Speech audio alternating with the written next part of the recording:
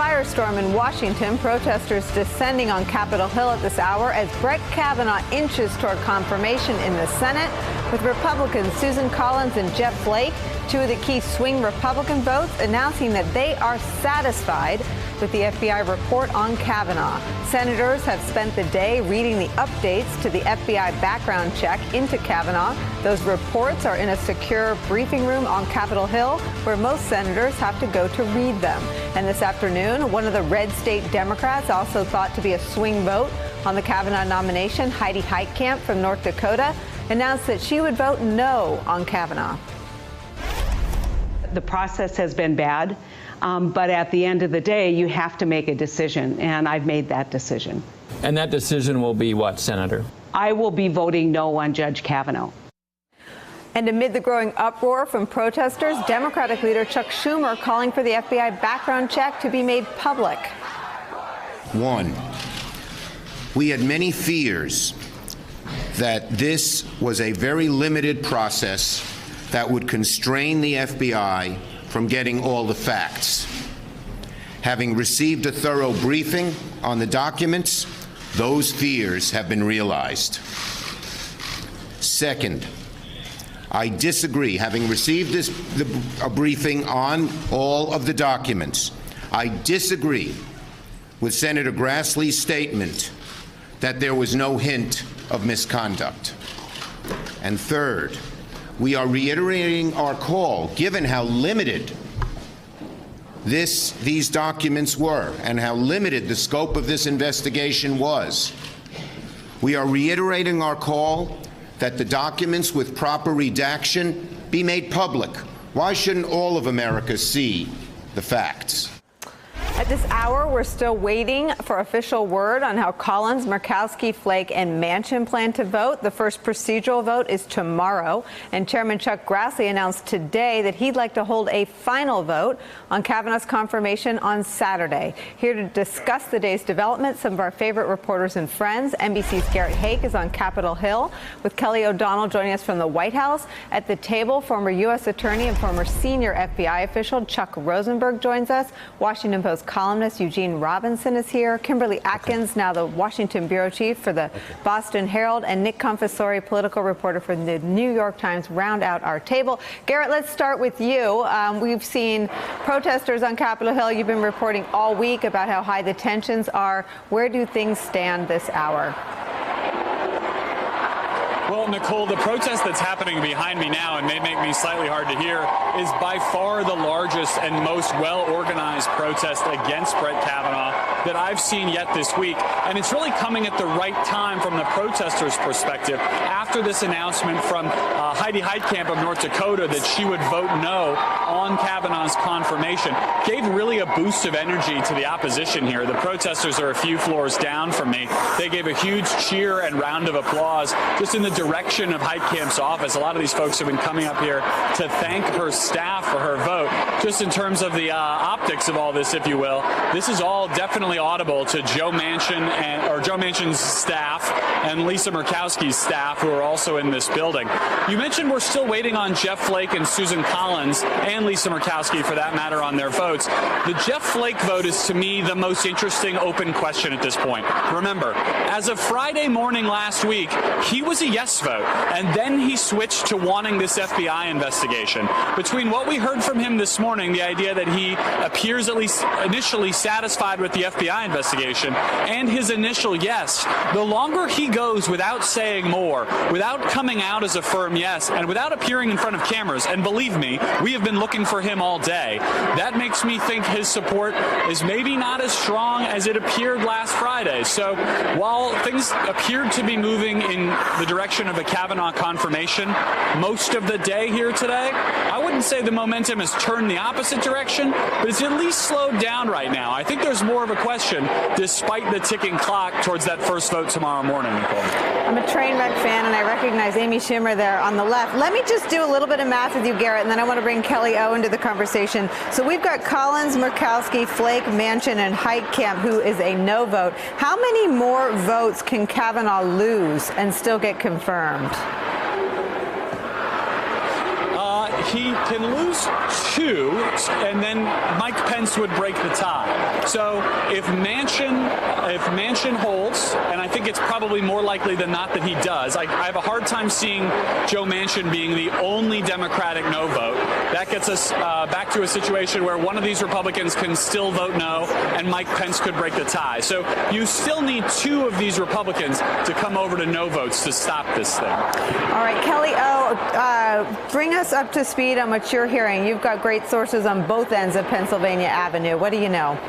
Well, some interesting things to look at are some of the dynamics here. So Joe Manchin, Democrat of West Virginia, will not, I am told, make his position known until tomorrow. So he will not do what Heidi Heitkamp is and put the pin in the balloon and end the speculation. In part, there's a lot of pressure on Joe Manchin in a way that is different than what we saw with Heidi Heitkamp, and it's this. Joe Manchin has been someone who has been very popular in his home state, a former governor who's now been in the Senate for a couple of terms, and he is in a tough race as well this November against the state's Attorney General, Patrick Morrisey. President Trump has been to West Virginia 7 times in the time that he's been in office, brought a lot of pressure there. It is also notable that Manchin and Flake are good friends across the aisle. You could almost imagine a scenario where Jeff Flake decides he's voting no, but Manchin would be a yes. Or you'd have the combination where Murkowski could be a no, and she's got reasons that have to do with Alaska's Native American community and Judge Kavanaugh's record on federal lands and sovereignty as an issue. That's not the thing we talk about typically in national news, but in Alaska, Native American sovereignty, incredibly important.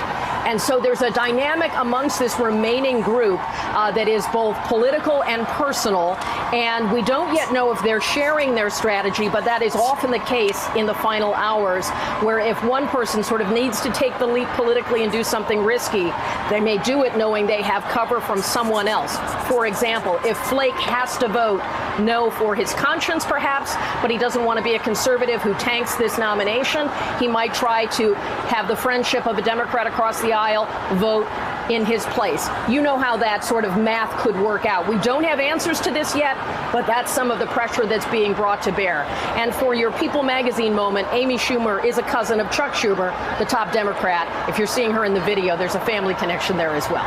It all comes back to 6 degrees of separation, Eugene. This is all, Kelly was talking about Alaska. Of course, having been a Palin staffer, I know all about sovereignty in the state of Alaska and the state politics. But I did not know that Chuck Schumer and Amy Schumer were related. So Kelly, I knew that. I got fired from The View for not knowing anything about celebrities. Kelly, thank you. I totally did not know that. Eugene, serve as the statesman, and what is this moment? We see passions on the left here. We see protesters coming out. It looks like the protests after on the day of the inauguration. I mean, this looks like the same nerve that's been struck. But on the other hand, all signs indicate from Collins and Flake's public statements about the FBI report that it gave them perhaps the justification to be a yes vote on Kavanaugh. Yeah, until we just heard Garrett's caution there, my assumption all day has been he's going through. He's going to get confirmed. I'm very skeptical that Joe Manchin would be vote number 50 to put him over the top. But assuming that maybe only Flake decides, of the Republicans decides he can't vote for Kavanaugh and everybody else holds, then it's 50-50. Pence breaks a tie. In that scenario, I could see Manchin voting for him because it wouldn't matter in a sense. He'd get through anyhow. I don't think he would be forgiven by the Democratic Party for being the vote that put Kavanaugh over the top. Kimberly, I can speak to this split screen moment. We've had so many of them since Donald Trump's ascension in American politics, but this undoubtedly is yet another. It is. I mean, what we're seeing is outside of this confirmation process, this sort of open, bare-knuckled partisan fight that has gender battles in it, that has classism in it, and the patriarchy. It means so much more. Look, I and other journalists have been hearing for weeks now from women who call me and email me just to tell me their stories of sexual assault and how appalled they are at how the women who are coming forward are being treated. Whether you believe them or not, whether you believe Judge Kavanaugh or not, that's an aside. It's the treatment of these women and this idea that the president and others are saying this is a dangerous time for men, when they say this has been a dangerous time for women for a long time. And at that other side of it, you see people who are tagging Democrats saying all they want to do is keep this seat open. So we're seeing all of these politics play out and the cultural divide play out over the Supreme Court nomination. It's really extraordinary. Can you think of a time, Chuck, when the FBI has been thrust into the middle of a moment that Kimberly Atkins just accurately described?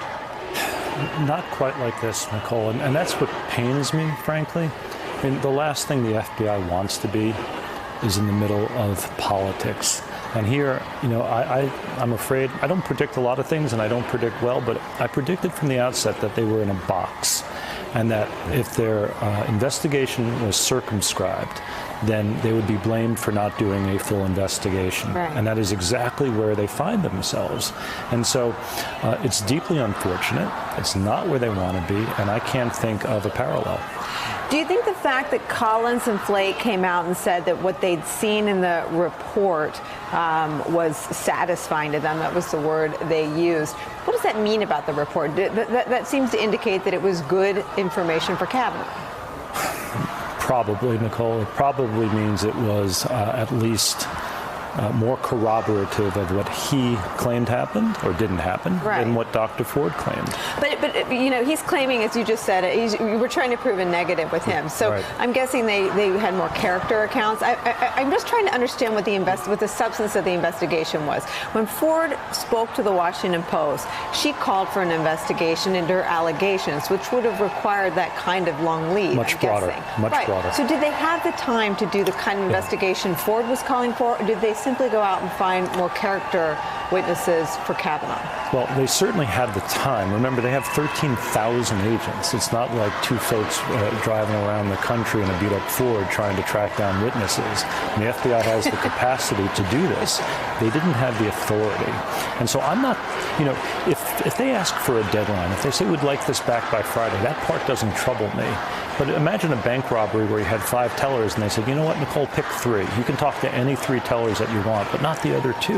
That's not how you do investigations. Frank Figluzzi, can you hear us? Do we have Frank up yet? I sure can. Frank, can you pick up this thread? Yes. Can you talk about, because this is something you've been sounding the alarm on, that if it turns out that they didn't have the authority, that would be more indicative of how this was going to turn out than capacity or intellect or ability. And it seems like that's exactly where we've landed. Yeah, this certainly appears to be the case, that the constraints were so tight that we're left reportedly, if accurate, with 9 or 10 interviews perhaps.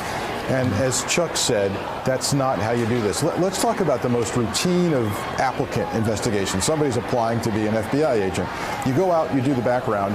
The candidate has given you the name of all their friends and loved ones who will say great things and be references for them. Your job as that investigator is to talk to them and then at the end say, well, who else should I talk to? Who doesn't like this candidate? That's your job. So essentially what sounds like has happened is the White House said, talk to the references, talk to the ones that aren't going to tell us the bad things, and only do that. For me, this is an institutional moment for the FBI. For Director Chris Wray, it's a damned if you do, damned if you don't moment. Damned if he followed the rules of written protocols of backgrounds with the White House. Damned if he doesn't come out and ask for more. Damned if he doesn't give a statement saying here to the public, here's how we do backgrounds, and damned if he doesn't. Damned if he doesn't call for reform of the background investigation process and the client relationship with the White House, and probably fired if he comes out and does that.